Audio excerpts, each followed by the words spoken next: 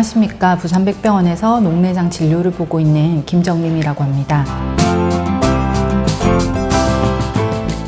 오늘은 녹내장 학회와 함께하는 녹내장 환자와 보호자를 위한 녹내장 바로 알기 강연회를 준비하였습니다. 2022년 3월 6일부터 12일까지는 세계 녹내장 주간이었습니다.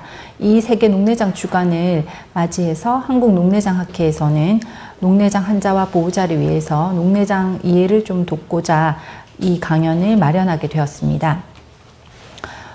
녹내장 하면 환자도 또 진료하는 의사도 좀 어려운 질환인 것 같습니다. 녹내장이 있습니다. 이렇게 환자분들께 설명드리면 이게 대체 무슨 병이냐, 처음 들어봤다, 백내장이랑 똑같은 거냐, 이런 식으로 말씀하시는 분들도 계시고요. 나는 그냥 논이 좀 뻑뻑하고 침침해서 안과 왔는데 무슨 그런 녹내장처럼 그렇게 큰 병이라고 하면서 놀라시는 분들도 계시고, 치료를 받고 계신 분들은 열심히 치료를 해도 별로 좋아지는 게 없다고 또 약간 실망하시는 경우도 있습니다. 오늘은 이제 녹내장이란 어떤 병인지, 그리고 진단과 치료는 어떻게 하는지에 대해서 말씀을 드리겠습니다. 녹내장이란 시신경이 버티기 어려운 정도의 안압 때문에 눈 속의 시신경이 점점 손상이 돼서 시야가 좁아지는 질환이 되겠습니다. 녹내장은 이렇게 시신경에 생기는 질환이고요. 녹내장이랑 좀 비슷한 이름을 가진 백내장이 있는데요. 백내장은 수정체라는 곳에 생기는 질환이 되겠습니다. 두 질환은 생기는 부위도 다르고 이름은 좀 비슷하지만 치료나 진단이 아예 다른 별개의 질환입니다. 녹내장은 시신경 유두에 생기는 질환이고, 유두에 손상이 생기게 되면 시야가 이제 이상이 생기게 되는데요. 이런 시야 검사를 해보면 이런 이상들이 생기고, 이런 이상은 실제 이런 모습으로, 이런 사진에 보이는 이런 모습으로 나타나게 됩니다. 초기 녹내장의 경우에는 그냥 일부 부분적인 이런 흐릿함 증상이 나타날 수 있고, 많이 진행이 된 경우에는 전반적으로 침침하고 보려고 하는 것도 잘 볼 수 없는 시력 저하까지 동반되기도 합니다. 녹내장의 증상으로는 급성 녹내장의 경우는 안압이 급격하게 상승함으로써 흐리게 보이고 충혈, 통증이 있을 수 있으며 두통이나 메스꺼움을 동반하기도 합니다. 시신경이 손상돼서는 생기는 증상으로는 대비감도가 저하되고 시야 결손, 시력 저하까지 생기기도 합니다. 대비감도 저하라는 것은 비슷한 색깔의 물체가 있을 때 이 두 가지를 구분해내는 능력을 말하는데, 이 구분해내는 능력이 떨어지는 것을 말합니다. 그래서 이렇게 지하철 계단 같은 것을 이렇게 오르내리고 하실 때 계단과 계단을 잘 구분하지 못해서 발을 헛디뎌서 넘어지거나 헛디디는 경우가 생길 수가 있고요. 여기 보시는 것처럼 김이나 단무지 같이 비슷한 색깔의 이제 반찬들이 이렇게 모여 있으면 그걸 잘 집어내지 못하는 그런 이제 증상을 나타내기도 합니다. 시야 결손은 이렇게 시야가 손상이 된 부분은 이제 부분적으로 흐릿하게 보이는 그런 증상이 나타나고요. 환자분들이 많이 하시는 질문 중에 하나가 눈이 뻐근하고 아픈데 안압이 높아서 그런 건가요? 이렇게 물어보시는데, 대부분은 그렇지 않습니다.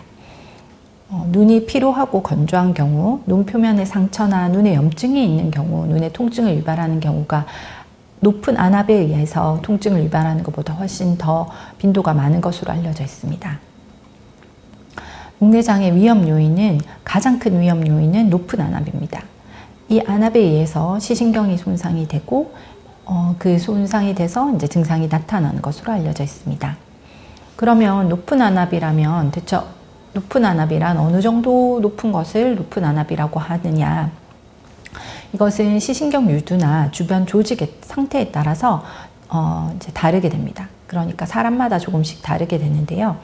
정상을 우리가 10에서 20mmMmercury 정도라고 이제 정의를 하는데, 이제 시신경 유두나 주변 조직이 강한 경우는 안압이 조금 다소 정상 범위보다 높다 하더라도 녹내장 없이 잘 지내는 경우가 있고요. 반대로 시신경 유두와 주변 조직이 약한 경우는 안압이 정상 범위 내에 있더라도 시신경 손상이 발생할 수 있습니다. 안압이 정상 범위라도 녹내장이 생길 수 있나요? 네, 물론입니다. 한국에서 제일 흔한 녹내장은 정상안압 녹내장으로 정상 범위라는 것은 이 정상, 녹내장이 없는 사람을 기준으로 한 것이 되겠습니다. 그래서 녹내장이 생긴 사람에게는 이 정상 범위의 안압이 별 큰 의미가 없습니다. 안압은 정상 범위라는데 안압을 더 낮출 필요가 있나요? 물어보시는데 녹내장이 생긴 사람은 그만큼 다른 사람보다 상대적으로 시신경이 더 약하기 때문에 다른 사람보다 안압을 더 열심히 낮춰줘야 합니다. 안압 이외의 요인은 부가적인 그런 역할을 하고 안압이 핵심이 되겠습니다. 그 밖에 다른 위험 요인으로는 이제 고도 근시, 근시가 심한 경우 생길 수 있고요. 40세 이상의 나이, 녹내장에 가족력이 있다거나 혈액순환 장애가 있는 경우, 고혈압, 당뇨가 있는 경우 위험 요인이 될 수 있습니다. 전 이제 20살인데 벌써 녹내장이라고요? 네, 젊은 환자들이 꾸준히 증가하고 있습니다. 보통은 이제 녹내장은 나이가 들면 생기지만 위험 요인이 있는 경우에는 20대에도 생길 수 있습니다. 따라서 위험 요인이 있는 경우 젊다고 안심하시면 안 되고 젊을 때부터 정기 검진으로 녹내장이 생기는지 확인하는 것이 필요합니다. 도대체 왜 나에게 녹내장이 생긴 거죠? 녹내장이 생기는 이유는 모르는 경우가 많습니다. 같은 안압, 근시, 고혈압, 당뇨 환자라도 어떤 환자는 생길 수가 있고 어떤 환자는 생기지 않는 경우가 있습니다. 아마 시신경이 좀 약하게 타고난 사람이 있는 것 같습니다. 이거는 환자분들이 뭘 잘못해서 생기는 질환은 아닙니다.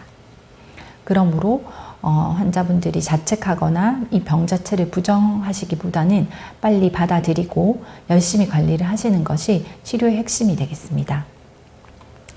계속 이제 안압에 관한 내용들이 나왔는데요. 녹내장 치료의 핵심은 안압을 낮추는 겁니다. 그러면 대체 안압이란 어떤 걸 말하는지 조금 알아볼 텐데요. 밖으로 흐르는 눈물 말고 안구 안에 이제 안구 안은 방수라는 액체로 채워져 있습니다. 이 방수는 모양체를 통해서 생성이 되고 섬유줄을 통해서 빠져나가게 되는데요. 이 방수가 생성되고 유출되는 것에 의해서 안압은 결정이 됩니다. 대부분 녹내장 환자들에 있어서 안압 상승의 원인은 방수의 유출 기능이 저하되어서 생긴다고 생각하고 있습니다. 이 방수 유출 기능 저하의 원인이나 양상에 따라 녹내장을 분류를 하는데요. 이제 원인에 따라서는 특별한 원인이 없는 경우 1차 녹내장, 혈액 망막 질환이라든가 염증, 외상 등이 있는 경우에 그 질환에 의해서 발생하는 경우를 2차 녹내장이라고 하고, 또 양상에 따라서는 개방각, 폐쇄각, 급성, 만성 녹내장으로 나누기도 합니다. 가장 흔한 녹내장의 종류는 개방각 녹내장이고 그 중에서도 정상안압 녹내장이 이제 한국에서는 가장 많은 빈도를 차지하고 있습니다. 이제 개방각 녹내장의 증상은 녹내장 초기에는 대부분 아무런 증상이 없습니다. 그리고 이제 조금씩 시야 결손이 진행하게 되면 부분적인 흐린 증상이라든가 이제 빨리 움직이는 물체를 따라가기 어려운 그런 증상이 나타날 수 있고요. 말기 정도 되어야 시야가 좁아지고 시력이 떨어지면서 환자분들이 불편함을 많이 호소하시게 됩니다. 급성 폐쇄각 녹내장은 이제 방수가 지나는 길이 갑자기 막히면서 안압이 급격히 상승하는 것입니다. 그래서 갑작스러운 안구 통증과 충혈, 흐리게 보이는 증상이 나타나고 두통이나 메스꺼움 등의 증상을 동반할 수도 있습니다. 급성 폐쇄각 녹내장의 경우에는 안압을 빨리 낮춰주는 것이 중요하게 되는데요. 그래서 일단 먼저 이제 약물 치료를 하게 되고 약물로 어느 정도 안압이 조절이 된다 하면 레이저를 이용해서 안압을 낮춰줄 수도 있습니다. 약물이나 레이저로 이제 치료가 어려운 경우 수술적인 치료가 필요할 수도 있습니다. 그 밖에 이제 당뇨 망막병증이나 망막혈관 폐쇄 때문에 신생혈관이 발생해서 방수가 지나는 길이 막히면서 안압이 올라가는 경우를 저희가 신생혈관 녹내장이라고 하고요. 눈 속에 생긴 염증 때문에 이제 방수가 지나가는 길이 막히면서 안압이 상승하는 경우를 포도막염 녹내장이라고 합니다. 녹내장의 증상은 이제 안압이 높으면 흐리게 보이고 충혈 통증이 생길 수 있습니다. 하지만 흐리게 보이고 충혈 통증이 있다고 안압이 높다고 말할 수는 없습니다. 시신경이 약해지면 대비감도, 시력, 시야에 이상이 생기게 되지만 이런 증상이 있다고 시신경이 약하다고 진단할 수는 없습니다. 그러므로 단순히 이런 증상만으로 녹내장을 진단하기는 어렵습니다. 그러면 어떻게 녹내장을 진단하는지 알아보도록 하겠습니다. 녹내장은 안압, 시신경, 시야가 중요한 질환이 되겠는데요. 안압은 녹내장 진단과 치료의 기본이 되겠습니다. 치료 전 안압이 얼마나 높았는지, 치료 후에 안압이 얼마나 떨어졌는지, 치료 중 안압이 얼마나 일정하게 잘 유지되는지가 중요하게 됩니다. 이런 여러 가지 안압 검사를 통해서 안압을 측정해 볼 수 있고요. 그 중에서 골드만 안압계가 이제 녹내장 환자분들의 안압을 측정할 때 이제 기준이 되는 그런 안압계가 되겠습니다.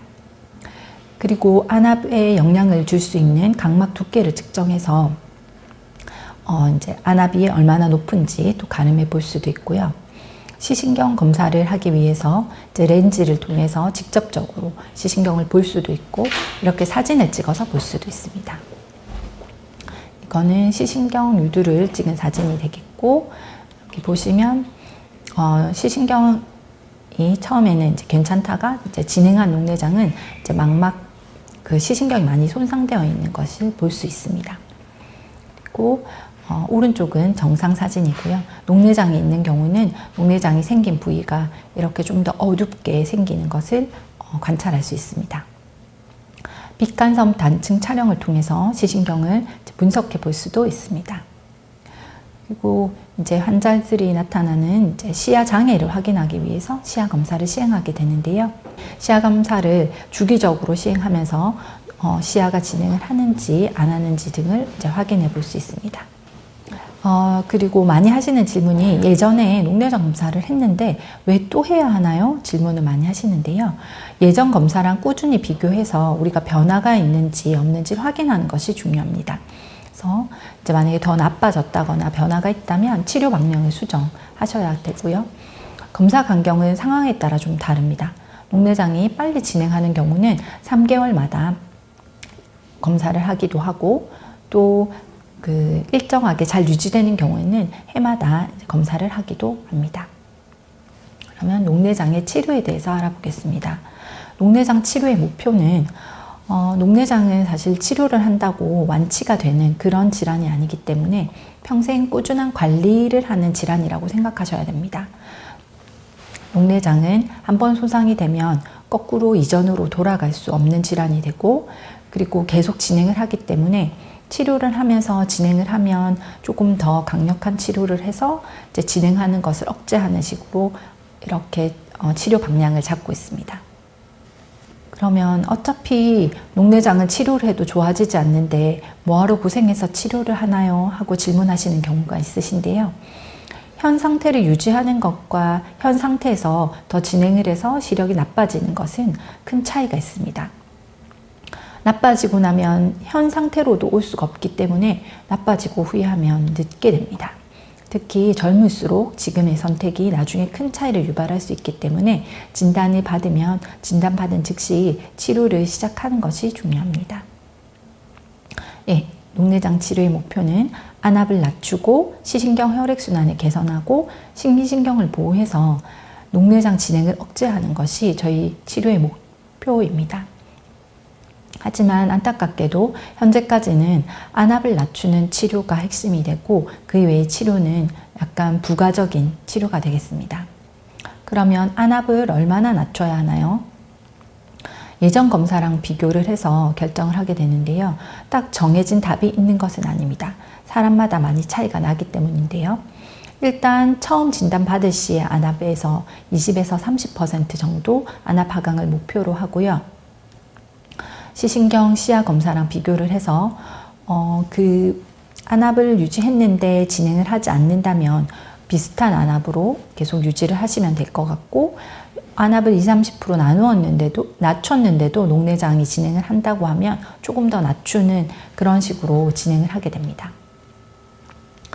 안압을 결정하는 요인은 방수의 생성과 유출인데요. 우리 기존에 나와 있는 약들은 이런 안약이라든가 레이저, 수술을 통해서 방수의 생성과 유출을 조절하게 되겠습니다. 녹내장도 수술이 되나요? 네, 녹내장도 수술이 있습니다. 하지만 녹내장 수술의 목적은 약물 치료와 동일합니다.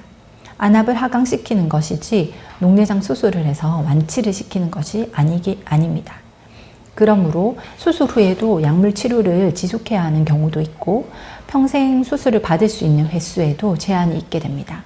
그러므로 녹내장 수술의 결정은 신중하게 결정하여야 합니다. 녹내장을 안압을 낮추는 첫 번째 방법은 안약을 점안하는 것인데요. 현재까지 가장 효율적이고 부작용이 적은 방법으로 알려져 있습니다. 안약을 사용했는데 효과가 좀 적은 경우, 또 안약을 사용했더니 부작용이 심해서 사용하기 어려운 경우에는 레이저나 수술적인 치료가 필요하게 됩니다. 약물은 굉장히 다양한 종류의 녹내장 안약이 나와 있는데요. 성분에 따라 작용하는 부위나 효과, 부작용이 다르기 때문에 환자에 따라서 효과와 부작용을 고려해서 어떤 약을 쓸지 결정하셔야 됩니다. 사람마다 눈에 잘 맞는 성분이 다르기 때문에 이것은 써보기 전에는 얼마나 효과가 나타날지, 어떤 부작용이 나타날지 사실은 예측하기가 어렵기 때문에 일단 써봐야지 알 수 있게 되겠습니다. 올바른 안약 사용 방법에 대해서 설명드리겠습니다. 일단 사용 전에는 항상 깨끗하게 손을 씻고요. 아래 눈꺼풀을 이렇게 아래로 당겨서 눈과 아래 눈꺼풀 사이의 공간에 안약을 점안해 주시면 됩니다.